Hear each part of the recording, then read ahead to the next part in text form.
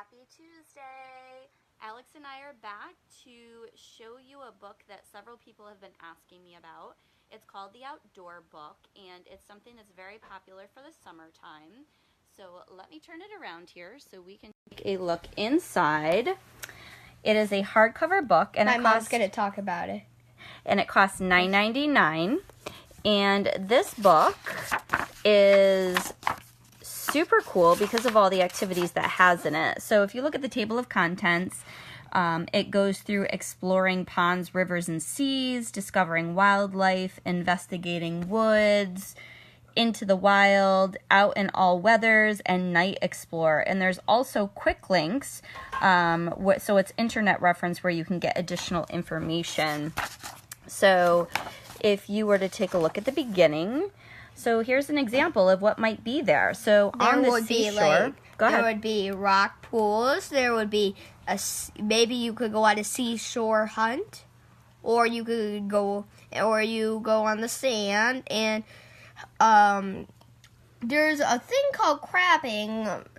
It's a used bait to catch a crab from a pool so you can take a closer look. And we kind of did that in Connecticut last year in the tidal pools with Tanya, didn't we? You will need a piece of string at least as long as your arm, a small stone or pebble, crab bait, a small piece of bread, cheese, fish, or bacon, a bucket full with seawater and placed in the shade.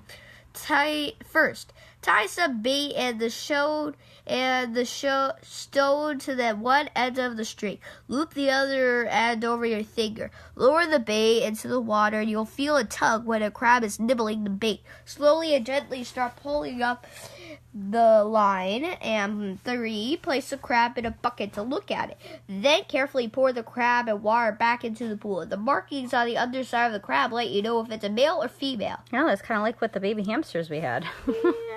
So here is an idea of different things you can look for on a seashore hunt near the ocean. These are different things you can find at the riverbank. How to create a twig raft. This kind of reminds me of the Berenstain Bears Boy Scout hunt back in the day book. How dams happen, how frogs' eggs are hatched and they grow into tadpoles. Let's see, how you can hunt creatures. So identifying different footprints of different, like, for instance, look, you can use a footprint trap.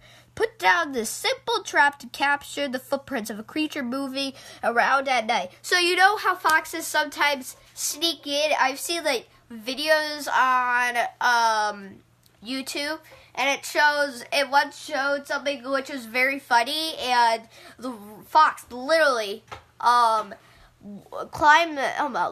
under the metal fence and then walked away, and then walked into the place, and then the dog chased it, and then it ran out again. So they can be sneaky little creatures. Exactly. They can also can be raccoons. Raccoons can go over and eat your trash. Yes, they can do that. Bird watching. We've been doing that a lot around here. We actually have a nest on our back porch full of house wren babies at the moment. We've been watching Mama and Daddy Wren coming and bringing worms to the babies, and we can hear them chirping. So we've been enjoying this. This shows you how to make a feeder, how to make a bird bath, etc. Investigating the woods, how to be a tree detective. Send your kid out, let them identify different leaves, have them pick some and bring them back. How to identify different trunks. There's all different things about outside adventures and different traps you can put in, like the footprint trap, and I showed you the crab trap. And there's a load of other traps and trails, and it can tell you how to build shelters. It can tell you how to make a fire.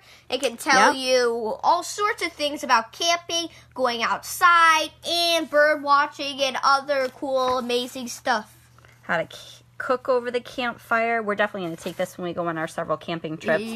Ooh, marshmallow cookie sandwich. I am all over that one. What about you? Oh, yeah. Oh, that looks delicious. 3 desserts in all. No, 2 desserts in all. It sounds delicious. Awesome. All right. We got to I'll be right there, Jax, okay? How to spot different clouds, what they're called, stratus and cirrus and cumulus and cumulonimbus. So remember how we used to sit on the ground and look up and find shapes in the clouds? There's another example. Different games you can play, how to create a scavenger hunt with your friends. Oh, and this one's really fun. Night Explorer. I love this. So stargazing. So you can identify different constellations. That's the Plow or the Big Dipper. Right. That is that's a massive star called Betelgeuse, and Orion is shaped like a man. Orion is shaped like a man with a shield and sword. He's named after a hunter in Greek mythology. And also, this is a full moon. Dark patches are called Maria. They were caused by lava from volcanic eruptions. Ooh, that's pretty cool. And it talks about shooting stars. It talks about planets, and then a glossary. There you have it. This is all the outdoor books. So I hope you guys all enjoyed this video. If you did, please leave a view in the comments below. And please do a comment or write a comment if you really love this video. And so that's all we have it. So the outdoor book, you can see, is a very, very great book. It can do all this stuff. So if you're really looking to buy it, it was printed in China, and also if you want to buy it, or if you want to order it from someone's book nook nook. Yep, or the book nook. Then definitely do Carrie or someone else's, but definitely do Carrie's too, because Carrie has this book, and I think she would, I think she would love your company and your book and the book nook. So I hope you all have a great day, great rest of the day, and we'll see you next time. Thanks for the help, Alex. Hope everybody enjoyed it. And yes, it is the book you were looking at in Lily's party. I hope you enjoyed the view into it. Good night. Bye.